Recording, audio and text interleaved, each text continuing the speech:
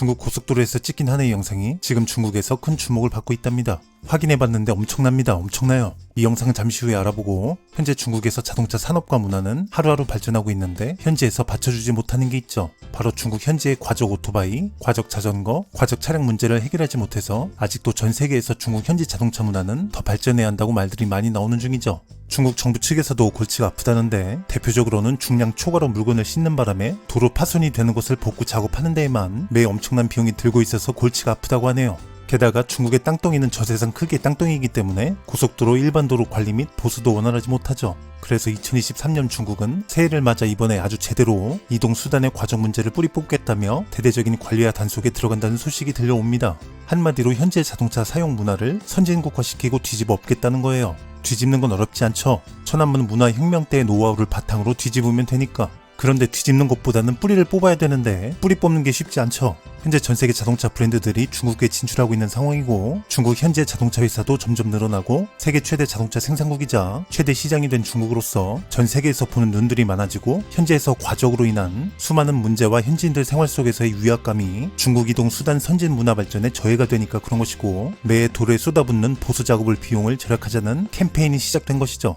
사진들을 보면 자전거에 엄청난 짐을 실어서 이동하기도 하고, 오토바이에도 역시나 부피가 큰 짐들을 하늘을 찌르듯이 쌓아서 이동하는데, 앞서 말했듯이 해외 관광객들이나 현지인들에게는 위협감이 들 수 있어요. 지나가다 쏟아지면 어떡하나, 나한테 쏟아지면 어떡하나 걱정이 되는 겁니다. SBS 생활의 달인 출연하시려고 그러시는 거겠죠. 다른 뜻은 없습니다. 그리고 트럭 같은 경우도 과적이 매우 많다고 하죠. 그래서 때때로 다리를 지나가다가 다리가 내려앉기도 한다고 해요. 그럼 또 포크레인들이 줄줄이 오와이어를 맞춰 큰 비용을 들여 복구시켜야 합니다. 뭐 일자리 창출은 돼서 좋은데 업무 지출이 돼서 안 좋죠. 이렇게 자전거이든 오토바이이든 트럭이든 과적으로 실어서 이동하는 가장 큰 이유는, 많이 실으면 실을수록 그만큼 시간을 절약하고 일당을 더 벌 수가 있기 때문이고, 중국의 고속도로와 교량 통행료는 트럭 운송업자들에게는 너무 비싸고 부담되기 때문입니다. 기껏 하루 개고생하고 하루 일당의 20%가 통행료로 나가죠. 그래서 최대한 많이 실어야 비용을 충당할 수 있으며, 그리고 수익성을 높이고 경쟁사들과 경쟁을 하기 위해서는 이렇게 화물을 엄청나게 실어야 한다는 의미입니다. 이런 상황이기 때문에 중국에서는 과적이 일반적이고 흔한 상황입니다. 그리고 물건을 싣는 모습을 보고 있으면 테트리스 게임 세계 랭킹 1위는 싸다고 쳐맞고 명함도 못 내밀죠. 더불어 워낙 중국은 크기 때문에 일일이 단속할 수도 없고, 단속원들의 인원 부족으로 도로에 상주할 수도 없기 때문에 단속은 사실상 어려웠죠. 그런데 이번에 중국 정부 측이 신경을 쓰겠다는 겁니다. 현재 중국 정부 측에 따르면 전 지역 트럭의 약 80%가 과적 상황이라고 발표하면서 일반 도로와 고속도로를 손상시키고 많은 교량을 내려앉게 하는 이 상황을 이제 더 이상 보고만 있지 않는다고 밝힙니다. 특히나 중국에는 66만 개의 교량이 있고, 이는 세계에서 가장 많은 수치이나 한 달 평균 12개 이상이 과적 때문에 내려앉습니다. 과적 차량이 중국 도로에 미치는 피해 정도를 보면, 축중량 축하 중 10톤 차량 한 대가 승용차 7만 대 운행만큼의 영향을 주는데, 총 중량 45톤의 대형 차량 같은 경우는 총 중량 40톤 대비 약 3.5배이고, 총 중량 48톤의 차량은 무려 10배의 교량 손실을 가져오게 되는 것이죠.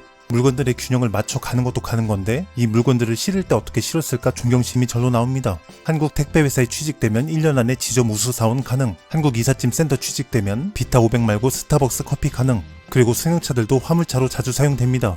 일반 승용차 천장이나 트렁크에 과적으로 물건을 싣는 경우도 있는데, 중국 화물차는 하나로 몇천원 정도면 이용할 수 있으나 이 금액을 절약하기 위해 일반 승용차에 싣기도 않는 알뜰함을 보여줍니다.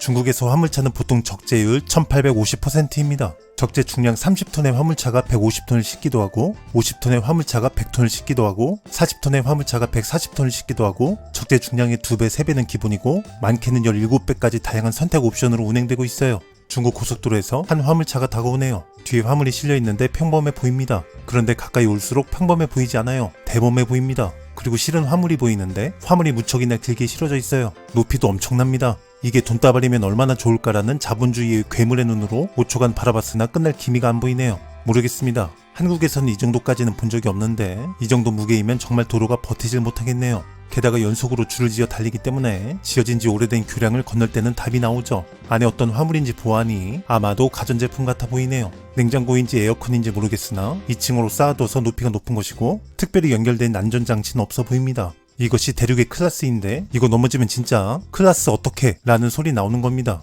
테트리스를 정말 잘해야 할 듯 합니다. 어떻게 쌌나 봤더니 밑에서 지게차가 짐을 올려주면 그 위에서 직원이 하나하나 쌓는 방식이네요. 그리고 밖으로 나와 이제 천막을 씌웁니다. 그런데 윗부분 물건들을 끈으로 단단히 고정을 해야 할 것 같은데 뭐 어쨌든 일단 천막을 씌우고 한 번 더 보조 천막을 씌우면서 마지막에 그물망으로 고정을 하네요. 그래요, 그물망 해야죠. 다행히 그물망은 작업이 되네요. 그런데 중심 잃고 핸들 틀면 의미 없어요. 그냥 뭐 바로 도로에서 장터 열리는 겁니다. 스크래치 있는 가전제품 원가 판매 이 기회를 놓치지 마세요. 골라 외쳐야 합니다. 어찌됐든 이렇게 물건을 싣고 도착지까지 가게 되면 이제 뿌듯한 마음으로 돌아와야 하는데 같은 방향으로 오는 같은 회사의 직원들 화물차나 지인들의 화물차를 만나기 마련이죠. 그렇죠. 기름값 아껴야 됩니다. 하루 일당의 20%를 고속도로 및 교량 통행료로 내야 하기 때문에 빈 화물칸에 다른 화물차를 태워서 출발하죠. 번지 점프를 해서 부드러운 착지를 보여주면서 가볍게 안착을 해요. 저 타이어는 한국 타이어이다라고 말하고 조회수 좀 빨려 했더니 브랜드가 안 보이네요. 어쨌든 가볍게 안착을 잘했어요. 화창한 날씨에 일과를 마치고 어느 화물차도 업해 가자며 다른 화물차에 올라탑니다. 그런데 쉽지 않아요. 자꾸 뒤로 밀리네요. 이렇게 태우면 무게 때문에 도로가 아작이 날 텐데. 그래요, 둥글게 갑시다. 자, 이제 떠납시다. 하려는 찰나 화물차 한 대를 더 태웁니다. 묻고 더블로 가겠다는 것이죠. 잘 올라가지 못하자 후진으로 올라갑니다. 멋집니다. 아주 멋져요. 어느 트럭은 너무 과적을 하고 길이 미끄러워서 그런가 균형을 잃고 내용물을 쏟아내죠. 이게 500원 동전이면 얼마나 좋을까라는 자본주의의 괴물의 눈으로 8조간 바라봤으나 끝날 기미가 안 보이네요. 현재 중국은 2023년을 맞이해 이번 해에는 제대로 과적 차량에 대해서 조치를 취하겠다는 의지를 보이는 중입니다. 먹고 살기 위해서, 절약하기 위해서라는 취지라고도 볼 수 있으나 이 취지의 방향성이 주변 사람들과 주변 환경에 불편함과 손실을 주게 된다면 옳은 취지가 아니라는 분석입니다. 오늘은 여기까지입니다. 볼만하셨다면 구독, 좋아요 부탁드립니다.